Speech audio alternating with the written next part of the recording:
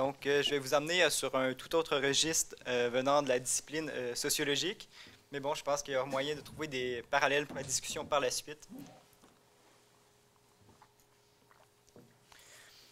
Donc, aujourd'hui, je vous propose d'initier une réflexion théorique sur ce qu'est la conversion. Mais avant d'aller plus loin, je souhaiterais commencer en vous racontant une petite histoire, celle de Marc. Ça va comme suit. Donc, Marc travaille comme enseignant au primaire depuis 11 ans. À 36 ans, il continue d'aimer son emploi. Quand il rentre le soir dans son appartement de la Petite Patrie à Montréal, Marc commence par méditer 15 minutes. Il fait ça depuis 5 ans. Parfois, c'est avant le souper, parfois c'est après, et des fois, il n'a tout simplement pas envie. Après tout, il n'est pas en religion. Non, Marc n'est pas religieux. Du moins, il ne se dit pas religieux. Il a toutefois ses principes qui s'inspirent de ceux de l'Église spirituelle de la guérison, un groupe spiritualiste qu'il fréquente à l'occasion. Depuis qu'il a dû déménager à Montréal pour se trouver un nouvel emploi d'enseignant, Marc t'a à s'ennuyer. Un vendredi soir, après le boulot, un de ses collègues, Stéphane, a décidé de l'inviter à sortir de la ville. En effet, Stéphane fréquente parfois une réserve amérindienne, une dite réserve, qui serait plutôt une communauté amérindienne, pour pratiquer un rituel de sudation. Après sa première expérience, Marc en est revenu requinqué. En fait, c'était comme un hammam, mais avec un truc en plus. En fait, comment dire? Il n'aime pas trop s'en parler, mais Stéphane et les Autochtones voyaient des esprits. Oui, bon, Marc n'en a pas vu des esprits, mais ils étaient là. Il le sait, il les a sentis. Devant la fascination de Marc, Stéphane l'a invité à assister à une première rencontre de l'Église spirituelle de la guérison. La communion des esprits est un des principes de base de cette Église, selon Stéphane. Mais les églises, ça n'intéresse pas trop Marc. Mais cette histoire d'esprit, quand même, ça ne laissait pas indifférent. De toute façon, après tout, qu'est-ce qu'il y avait mieux à faire un mardi soir? Donc, il a quand même décidé d'aller à une première rencontre. Mais il n'a pas particulièrement apprécié. Mais il a quand même appris certaines choses assez intéressantes, selon lui. Comment mieux méditer, comment communier avec les esprits, certains principes de guérison. Donc, après quelques temps, il s'est quand même résigné à y retourner, pour en savoir davantage. Il a assisté en tout à 4 de ces rencontres. Lorsqu'il a jugé qu'il en savait suffisamment, il a cessé d'y aller. En fait, Stéphane n'y va pas nécessairement plus souvent que lui. Parce qu'en fait, leur truc à tous les deux, c'est de réussir à parvenir à communiquer avec les bons esprits, à communier avec les bons esprits. Et pour eux, pas besoin d'être avec tous les autres membres de l'Église pour y arriver.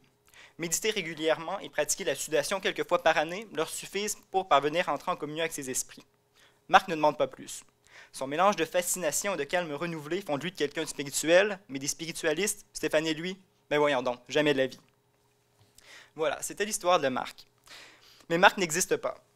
Mais son histoire pourrait très bien être celle de plusieurs Montréalais. En fait, c'est un récit fictif que j'ai construit à partir des données ethnographiques colligées par la professeure Deirdre Meintel en anthropologie à l'Université de Montréal ici, et qui a publié dans un article de 2007, When There Is No Conversion, Spiritualist and Personal Religious Change, dans lequel elle fait état des trajectoires de membres de l'Église spiritualiste de la guérison, qui est un nom fictif qu'elle a donné. À mon avis, avec un tel cas, et c'est ce que Meintel dit, on touche à la limite des conceptualisations actuelles sur les conversions religieuses. En effet, que faire d'un cas d'un individu qui ne se dit ni religieux, ni converti? Est-ce que la catégorie conversion religieuse demeure pertinente pour qualifier un tel cas? Donc, dans un premier temps, je souhaite exposer brièvement la façon dont on pense les conversions religieuses de façon dominante en sciences sociales. Puis, dans un second temps, je vais décortiquer ce qui m'apparaît être 3 limites épistémologiques de cette notion de conversion. Puis, en prenant au sérieux ces 3 limites, je vais proposer de premiers jalons théoriques pour essayer de penser de façon alternative la conversion, entre guillemets. Donc, ces considérations, ensuite, vont me permettre de conclure sur certaines réflexions pour aborder la question de l'identité et ses frontières. Donc, j'y vais de ce pas avec ma première partie, les conversions dans les sciences sociales contemporaines. Donc, les travaux sur les conversions religieuses abondent en sciences sociales. Assez rapidement, j'ai réussi à colliger 700 références sur le sujet qui proviennent de disciplines aussi diverses que la sociologie, philosophie, sciences politiques, psychologie, histoire. Mais l'effervescence autour de ce sujet empêche néanmoins pas de repérer une certaine tendance dominante dans les travaux sur les conversions, bien qu'ils soient réalisés à partir de perspectives de disciplines variées. Donc, le politologue Olivier Roy me semble proposer une synthèse assez juste de cette tendance dominante dans les travaux sur les conversions. Donc, j'ai voulu une citation qui me semble du professeur Olivier Roy qui résume assez bien cette idée. Donc, pour les sociologues, donc, et j'ajouterai aussi pour les historiens, psychologues, politologues, un converti est quelqu'un qui passe d'une religion A pour rejoindre une autre religion B, A et B étant deux entités symétriques d'un même registre, une religion ou une culture, comme si le déplacement maintiendrait A et B inchangés et laisserait le converti maintenant en B de la même façon dont il était en A. Et les étapes intermédiaires sont comprises dans les termes d'hybridité et de syncrétisme. Donc cette synthèse peut apparaître peut-être un peu simpliste au premier abord, mais elle me semble assez évocatrice quand même de la façon dont on pense les conversions dans les sciences sociales contemporaines. Et cette citation qui résume assez bien ces travaux ne peut se penser qu'en termes de changement d'identité religieuse. C'est quand on pense les conversions comme changement d'identité religieuse qu'on en vient à un tel modèle. Or, l'emploi de cette notion de changement d'identité, qui en fait le plus petit dénominateur commun des travaux sur les conversions, me semble insuffisamment problématisé. En effet, cette façon dominante de saisir les conversions ignore par exemple des cas comme celui de Marc, documenté par Meintel, pour qui appartenir par exemple à une église ne représente pas une affirmation d'une identité religieuse. Donc devant un tel cas, la notion de conversion religieuse, conceptualisée sur le modèle du changement d'identité religieuse, apparaît à mon avis inappropriée. Donc dans cette présentation, je propose d'interroger la pertinence de ce concept d'identité pour rendre compte des trajectoires que la notion de conversion cherche à qualifier. Donc, ce qui m'amène à mes trois limites épistémologiques que je perçois à cette notion de conversion religieuse, qui, à mon avis, appelle une remise en question des termes de la conversation, en fait, pour parler des conversions. Donc, est-ce qu'on peut développer un autre vocabulaire pour parler des conversions? Donc, ma première limite, de quelle conversion parle-t-on? Donc, cette première limite, à mon avis, est surtout liée au décalage entre l'apparente variété de définition de la conversion et un consensus qui se dégage autour d'une conception de la conversion comme étant un changement d'identité religieuse. Et cette tendance dominante se calque en fait sur certains modèles assez connus de conversion, qu'on pense à Saint Paul, Saint Augustin. Et par exemple, pour Shanky, les définitions de la conversion demeurent influencées par de telles trajectoires marquées par des changements dramatiques, complets et publics. Et ces définitions reposent toutes sur des fondements très modernes, comme par exemple le changement, c'est-à-dire sur l'idée qu'il y a un changement d'identité religieuse caractérisé par une linéarité de la vie fondée sur un rapport très individualisé à la religion, reléguant tout le reste de la vie à soit des facteurs contextuels ou causals. Et cette impossibilité de réfléchir sur la conversion hors de cet imaginaire moderne ou dehors des paramètres de la modernité semble être une des premières limites qui me semble appeler à une reconceptualisation de l'objet derrière la notion de conversion religieuse. Ce qui m'amène à une deuxième limite. Qu'y a-t-il de religieux dans les conversions? Donc, les travaux sur les conversions s'interrogent beaucoup sur la définition de la conversion, mais assez peu sur le qualificatif qui est constamment accolé, religieuse.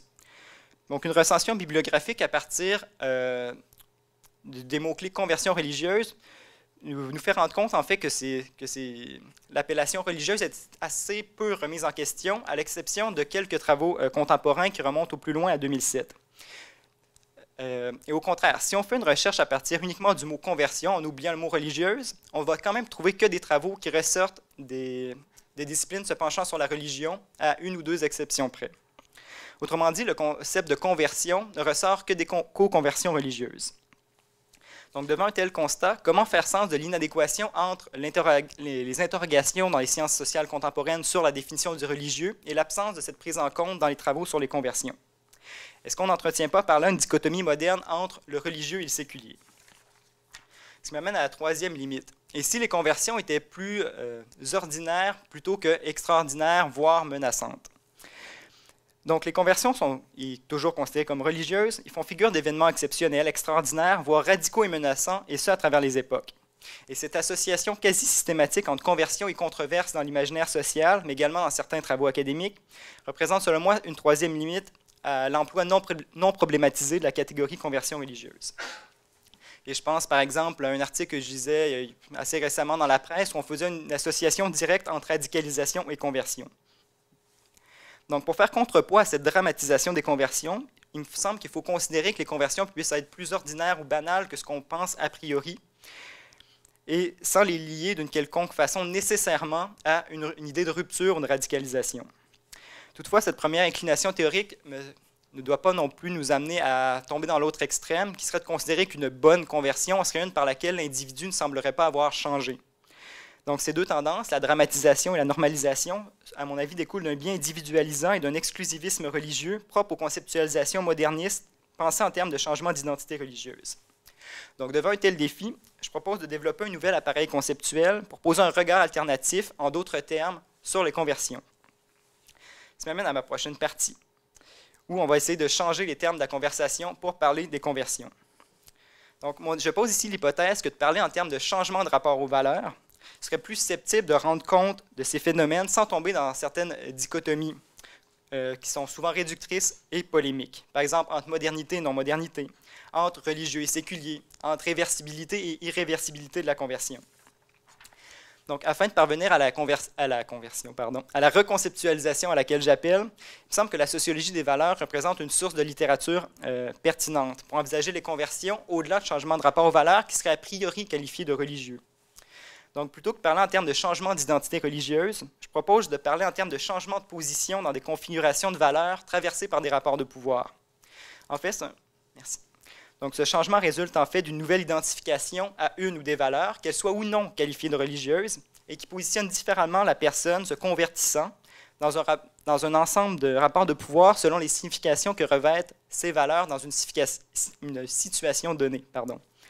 Donc, avec une telle définition, il n'y a plus de convertis, il n'y a que des conversions, soit des processus.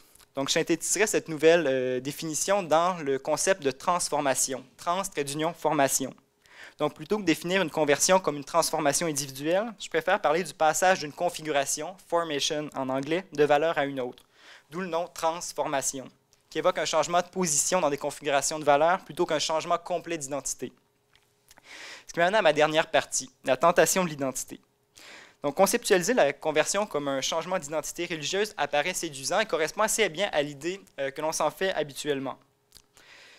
Parce qu'en effet, ces conceptualisations font pleinement sens dans l'imaginaire social moderne, que ce soit chez les chercheurs et les chercheuses ou dans le sens commun.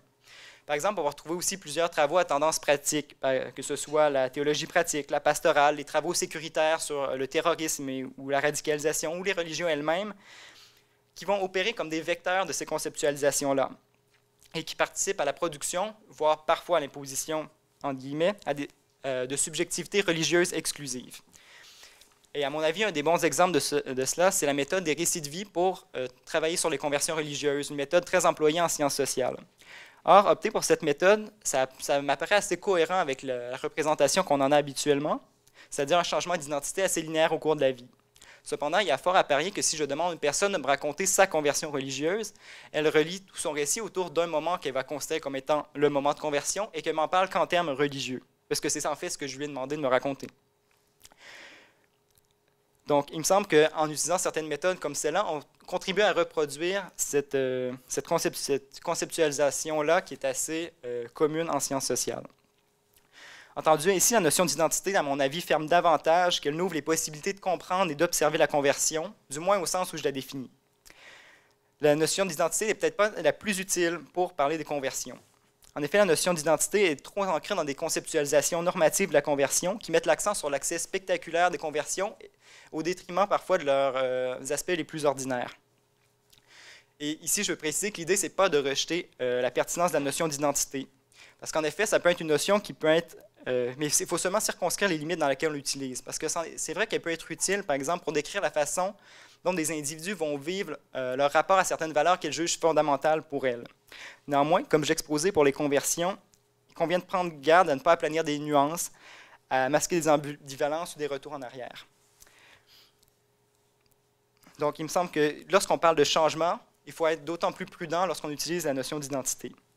Donc, en fait, les changements complets ou radicaux sont probablement peut-être l'exception plutôt que la règle, y compris en matière de conversion. Merci.